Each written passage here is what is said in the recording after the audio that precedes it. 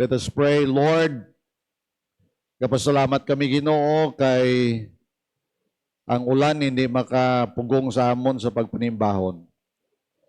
Kapasalamat kami Ginoo, Lord, nga sa diin sa sining nga aga matagaan ka namon sa kahimayaan, sang himaya, sang pagdayaw. Ginoo, Lord, we pray nga ikaw Ginoo magpanghikot sa amon tagipuson. Patawara kami Ginoo Lord sa mga sala nga amon nahimo sa imo at tubangan. Kapasalamat kami Ginoo sa righteousness sa among Ginoo Jesucristo. Sa din Lord bayuan mo kami sina Ginoo Lord nga righteousness. Kag Lord sa sining nga aga we come to you. Ang amon prayer nga magpakigambal ka sa amon Ginoo Lord. Ang amon prayer nga ikaw Ginoo magahatag sa amon sa langit nun nga kaalam.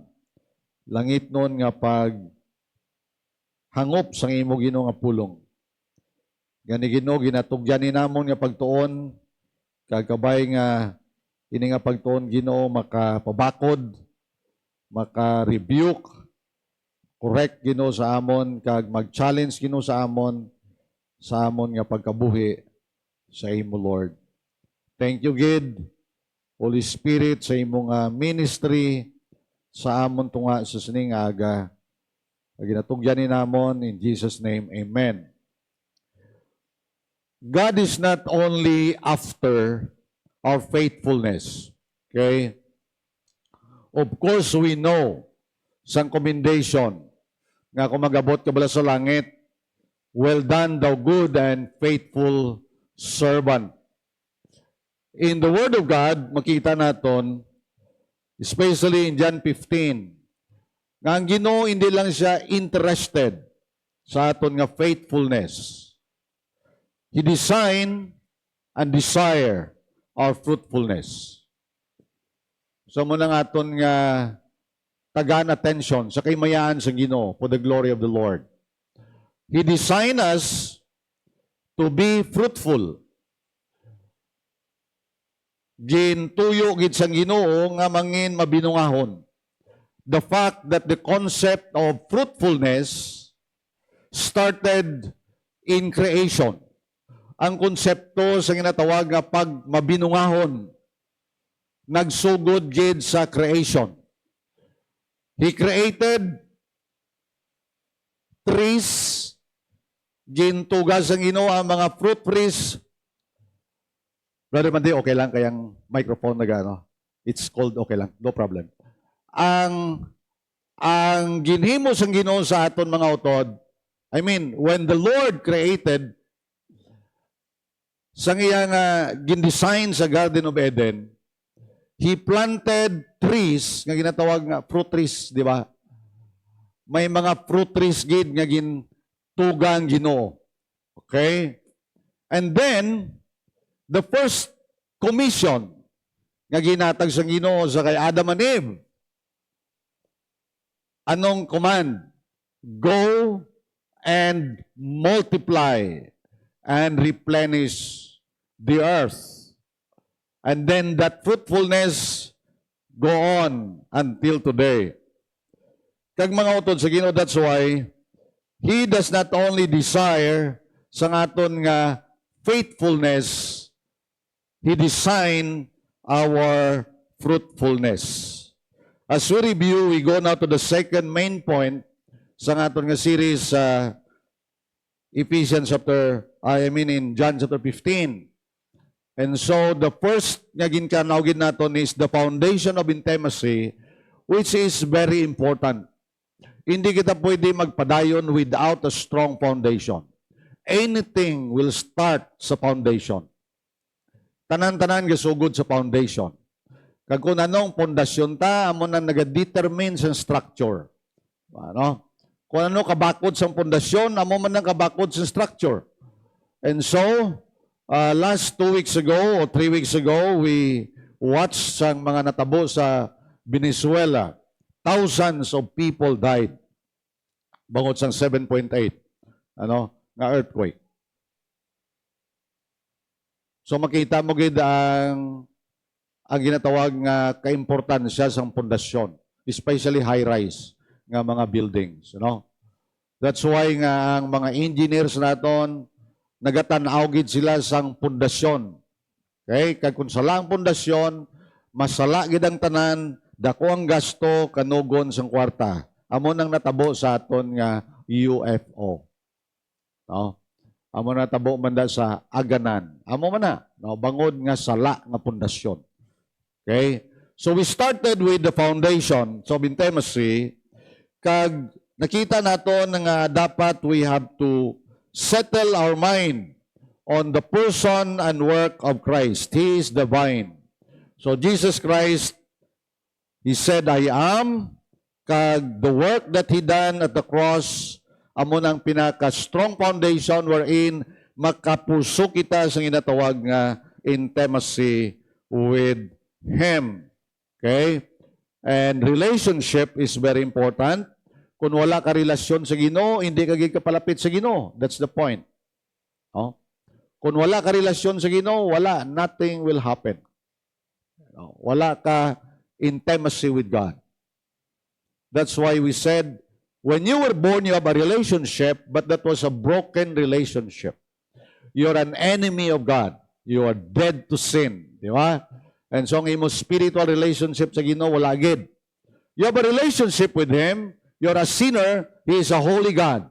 Amo na mong relationship sa iya, no? You are judged because of your sin. Amo nang imo relationship with God.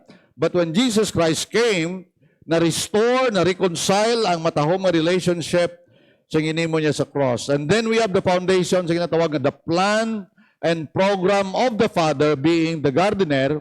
He has a plan, He has a program. He has the overview plan in the Word, and He has a detailed activity nga ginahimo sa aton every day, which means nga ang gardener is taking care sang garden, kag sa kada plant, sa kada branch, nabalaan gid sang Ginoo.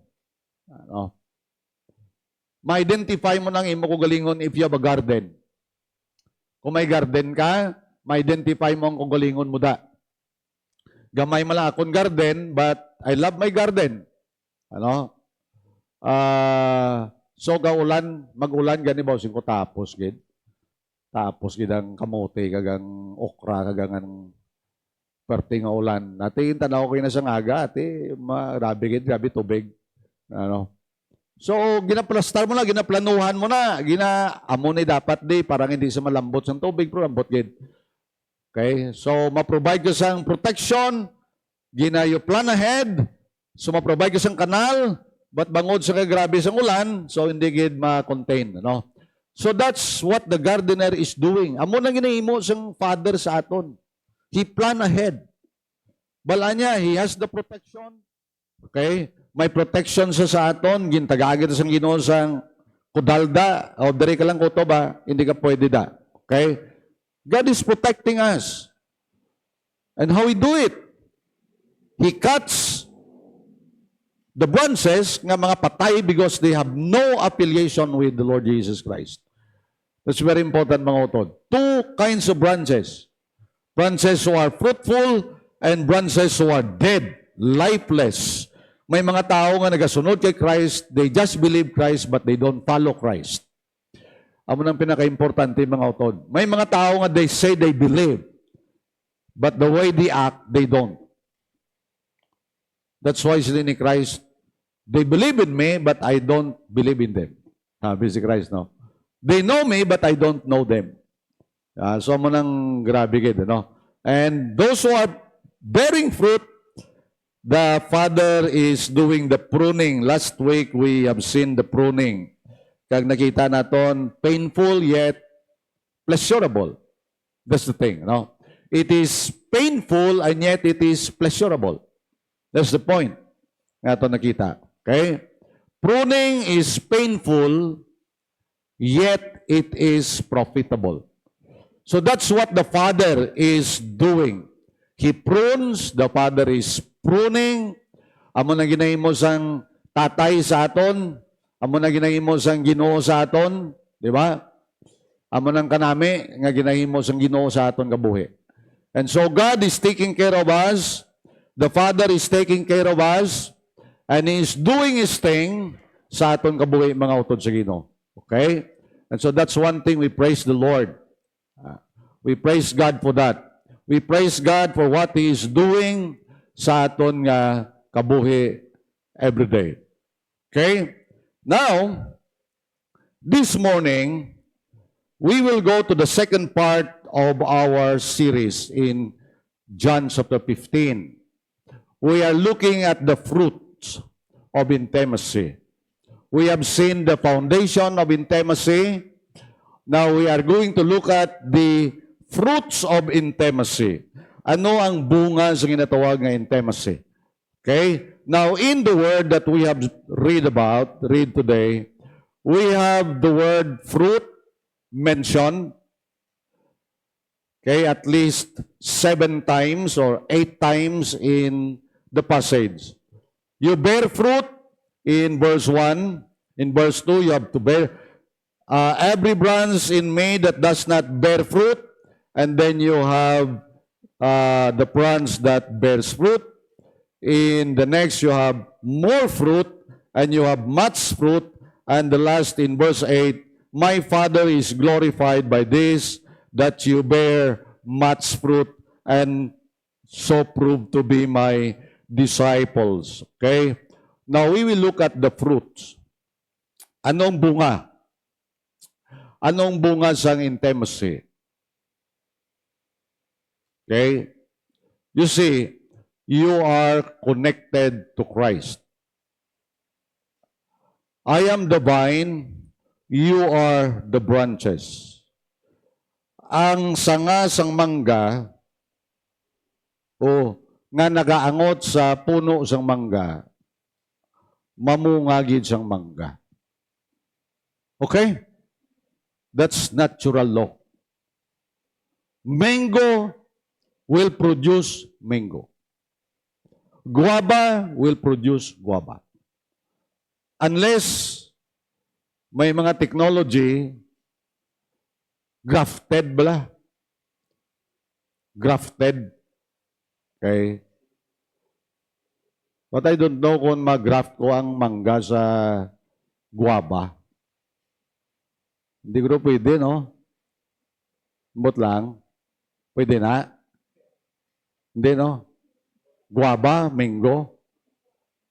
Pwede, hindi? Tistingin nyo, be? Kasi pwede. Okay? But by the way, natural law, kung anong puno ang bunga. Amen? Amen?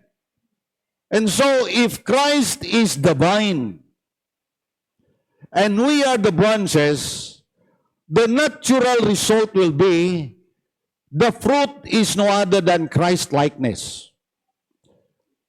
You will not be Christ, but you will be like Christ. Amen? You agree with that? You will never be Christ, but you will become like Him. Okay? So how does it manifest, brethren, the Lord? How does it manifest in our lives the fruit that God the Father is looking at, that He desire and He designed for the branch that is bearing fruit? Now, first of all, I think the fruit is Christ-like character. And you will find it in Galatians chapter 5, verse 22 and 23. We'll be looking at different passages because we are looking at different fruits of the branches, okay, that is connected to the vine. Now, Galatians 5, 22 and 23, the Bible says, but the fruit of the Spirit is love, joy, peace, patience, kindness, goodness, faithfulness, gentleness, and self-control. Against such things, there is no law. Okay? Now, listen to this. The fruit of the Spirit. This is very important. This is the fruit of the Spirit. Brethren, the Lord, it is not my fruit, but it is the fruit of the Spirit. Okay? When you look at the fruit of the Spirit, it manifests when we are intimate with God. Amen? It manifests when we are intimate with the Lord. That's why the Bible is saying to us, abide in me, and my words abide in you. For without me, you can do nothing. For without me, you can do nothing. So it is the Spirit in me that bears fruit. And the fruit is manifested in the way I live. And so fruitfulness speaks first of all of character. Character. Amo ginang ginapangita sang Ginoo sa aton, character. What is character? Character is who you are when nobody is looking. Amen? Character is who we are when nobody is looking. Balo ka, pwede lang yan nga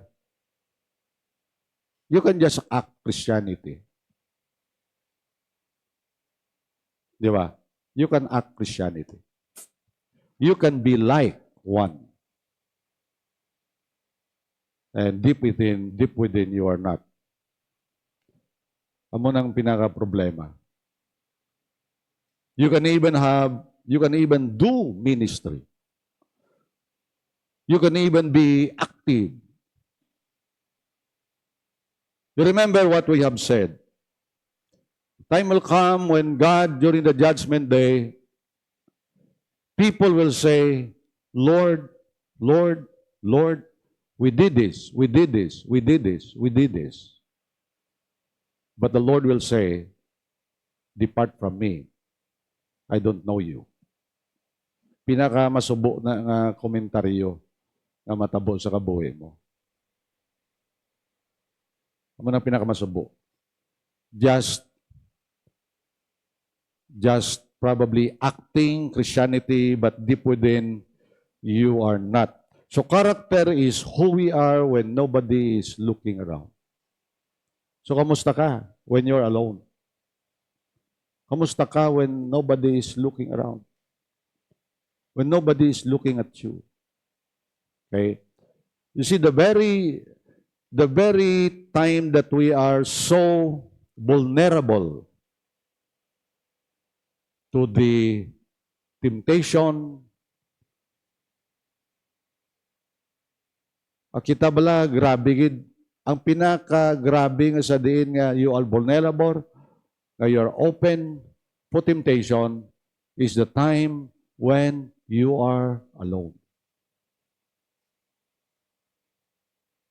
Young people, you must be very careful. And even old people, you must be very careful. Okay? Ang aton nga mga cellphones, ang aton nga mga gadget, Satan has he mastered the way he attack us. Na-master na gid sang yawa kung paano ya kita hulugon sa tugalbong ya. That's the point. And he has prepared the trap. Wala ka pa kabugtaw sa aga, ara na ang trap sang yawa sa imo. Before you wake up in the morning, Satan has already prepared, he has already planned, because he knew you. Amen? That's why intimacy with the Lord is very important, and the fruit of that is Christ-likeness, character. When you look at the contrast, the fruit of the Spirit versus the fruit of the flesh. In Galatians 5:19 to 21, let me read to you.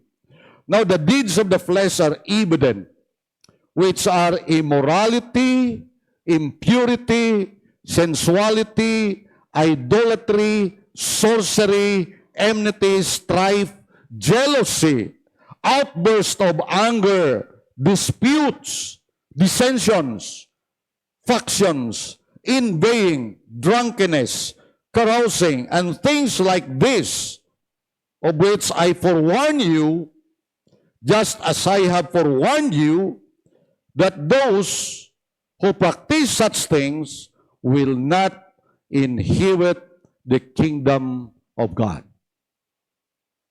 That's the fruit of the flesh. Ayan, makasiling kita, yes, we believers are not perfect. We believers have that kind of the old nature within us. We carry that. Paul said, the things that I want to do, I don't, and the things I don't want, I do. In Romans chapter 7. O wretched man that I am, who will deliver me from this body of death? And that's our struggle every day. Every day we struggle with the fruit of the flesh, the deeds of the flesh.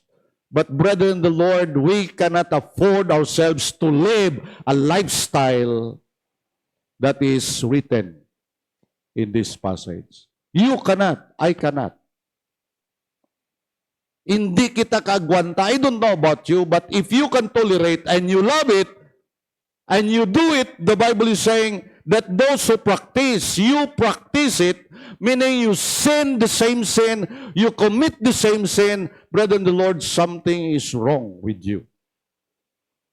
Amen? Something is wrong with me. The sin that so easily beset us. That's what the Hebrews is talking about. Lay aside the sin that so easily beset us. Contrasting that with the fruit of the Spirit, there you will see a Christ-like character. Not like Galatians chapter 5, 19 to 21. And so that's the first. You have a Christ-like character, and that will produce a Christ-like conduct. Okay? That's another fruit. Paul calls it the fruit of righteousness. A Christ-like conduct. Fruit of righteousness. In Philippians chapter 1, verse 6, verse 9 to verse 11, for I am confident of this very thing, that he who began a good work in you will complete it or will perfect it until the day of Christ Jesus.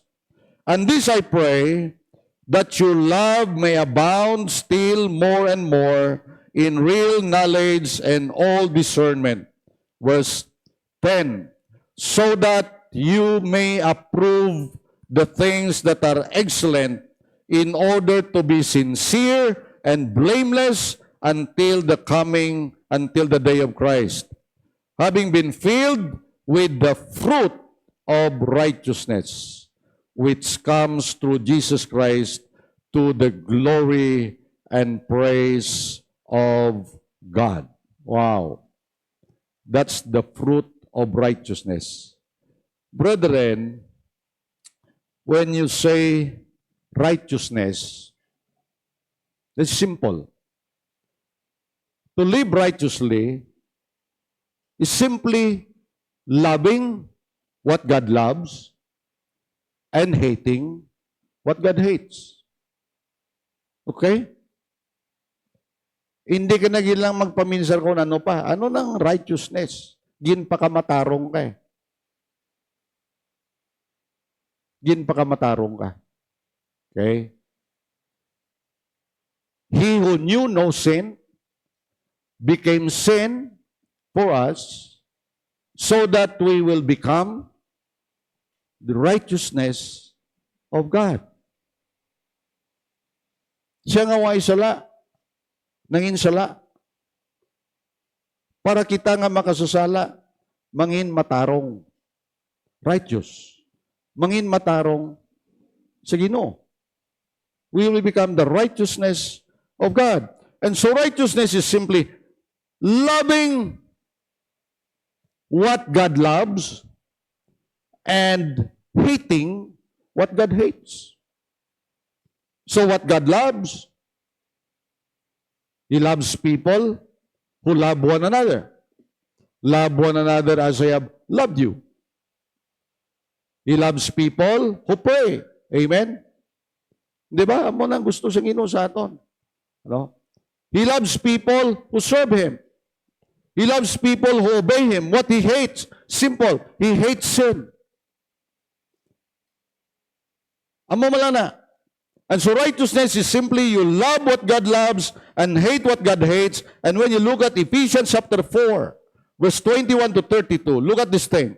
If indeed you have heard Him and have been taught in Him, just as truth is in Jesus, that in reference to your former manner of life, the way you lived before, talking about the way you lived before, ang imo kabuhi sa una, what kind of life you were living before, you lay aside the old self, which is being corrupted in accordance with the lusts of deceit, and that you renew the spirit of your mind, and put on the new self, which is in the likeness of God, that has been created in righteousness and holiness of the truth. Now look at that one.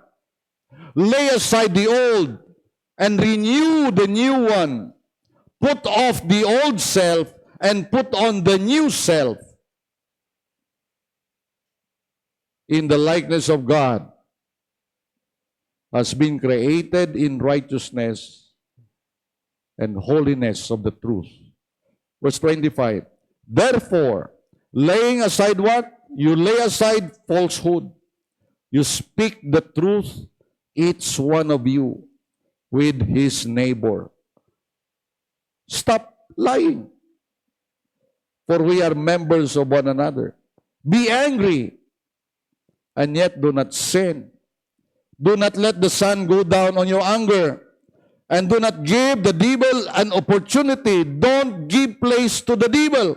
Don't give the devil an opportunity. He who steals must steal no more, but rather he must labor.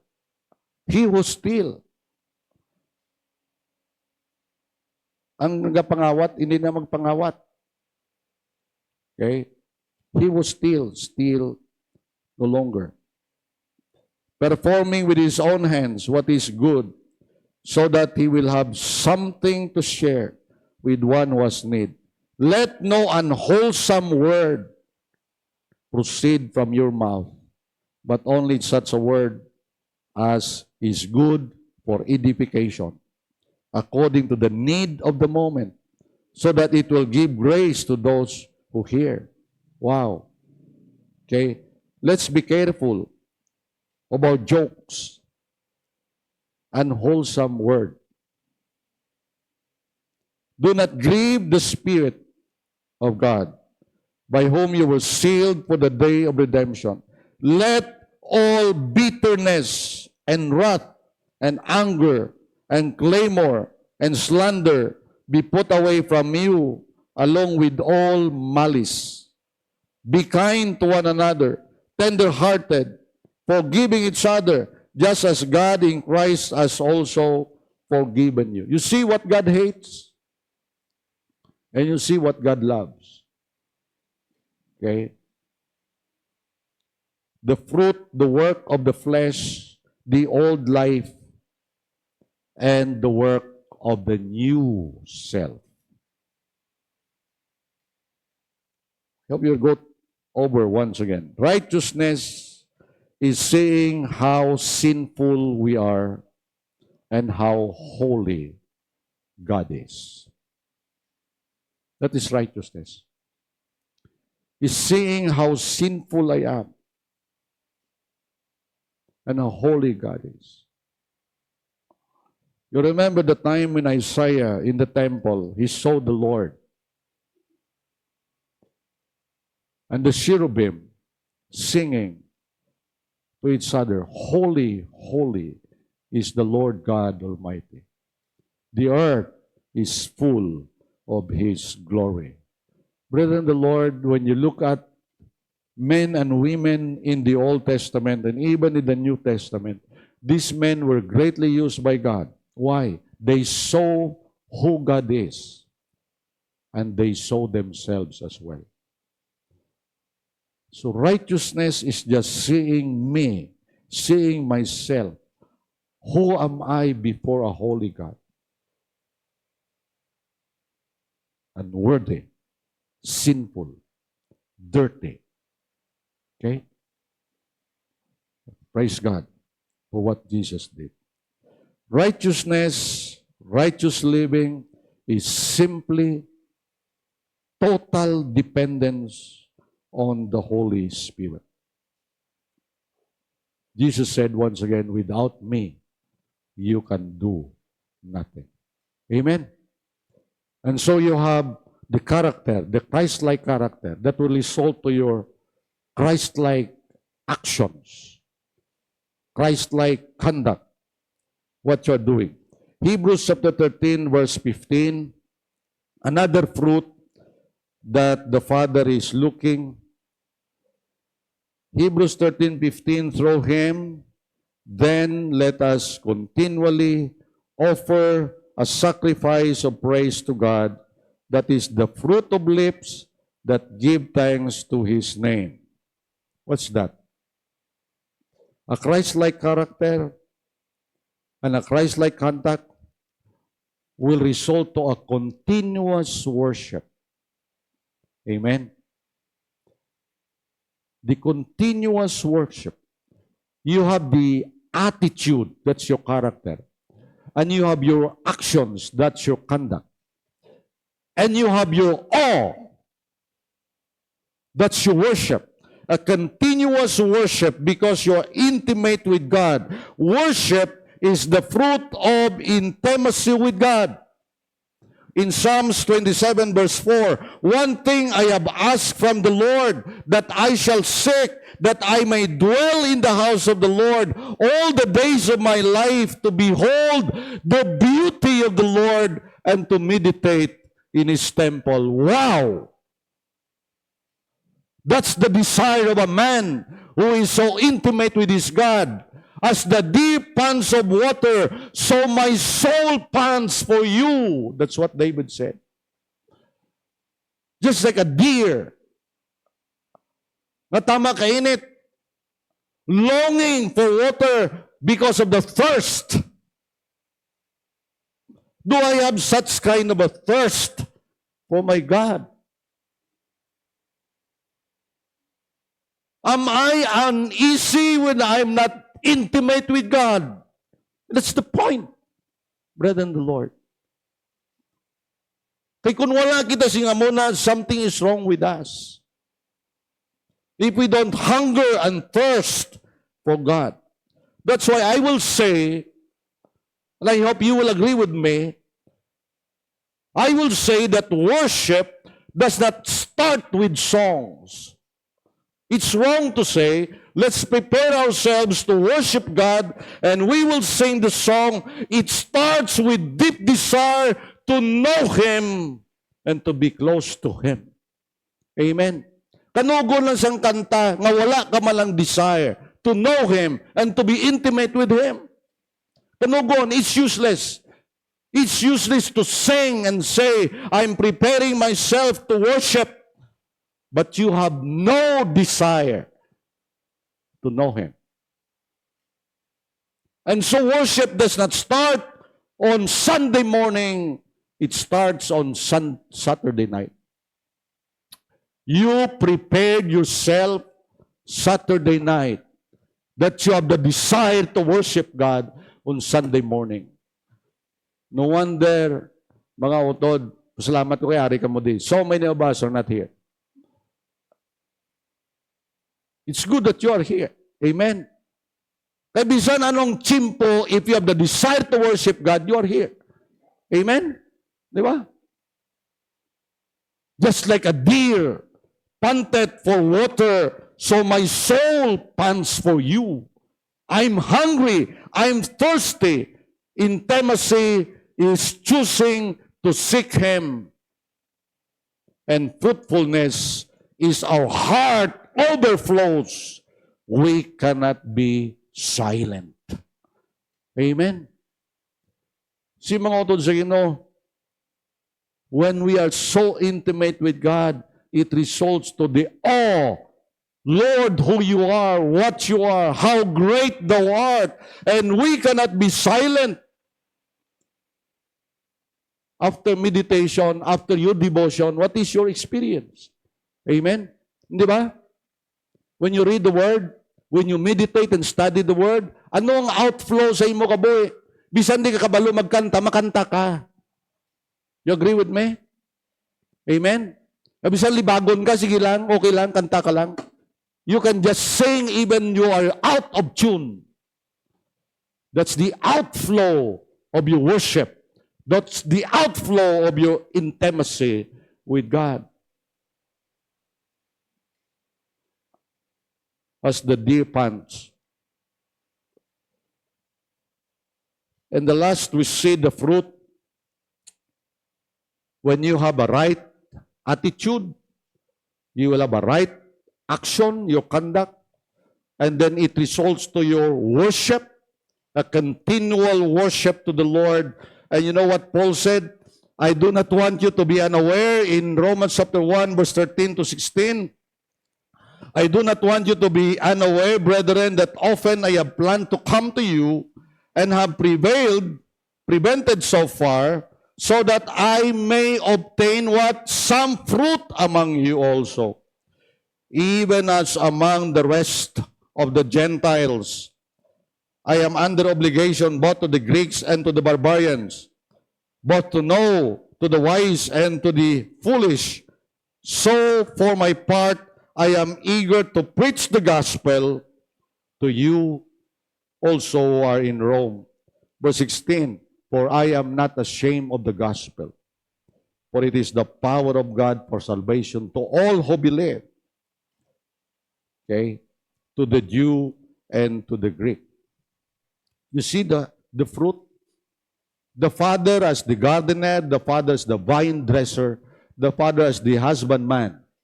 He takes care of the branches, bearing fruit, so that they will bear more fruit and much fruit. And this is the much fruit that God is looking about. Okay? That we will be more Christ-like in our character, we will be more Christ-like in our conduct, and we will be more Christ-like in our awe, in our worship. And then he said, you must commit to the Great Commission. That's the fruit. I will be committed to the Great Commission, and the Great Commission is what? Making disciples. Making disciples. So our intimacy with God will result to obedience to the Great Commission. We will make disciples. Not only converts, but followers of Christ. Amen? Making disciples. Okay? As we end,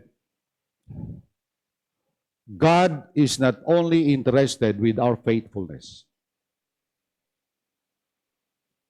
He desires and designs our fruitfulness. Amen? God He desires and designs our fruitfulness. Okay? Christ-like in character revealed in our attitude. Christ-like in conduct expressed in our actions. Continuous worship rooted in awe and committed to the Great Commission, active in making disciples. Amen? That's the fruit. Okay? And how we will reach that, we will start the next part of the series, the foremost principle, prescription of God, how to reach fruitfulness in our service for the Lord. Amen? So, are you bearing fruit? Di ba? Tiga pa mo nga kamanotod. Ayan, isa lang bunga mo. Amen? Basta may bunga. Pero hindi ka maguntat sa isa lang. Okay? You must bear more fruit and much fruit. Okay? And so my prayer as we continue with this study that it will result to a life that is being used for God, for His glory. Let us pray. Lord, we thank you. We thank you for your word. Help us, Lord. Forgive us. Forgive us. Sometimes we are lazy to look into your word. We say we are busy and we have no time to just settle down and meditate. But Lord, help us. Give us that thirst and hunger for you. Help us to be intimate with you, that these things will be manifested in the way we live. We pray now, Lord, for your blessing as we desire and commit ourselves to do what you want us to do. In Jesus' name, amen. Thank you. God bless you.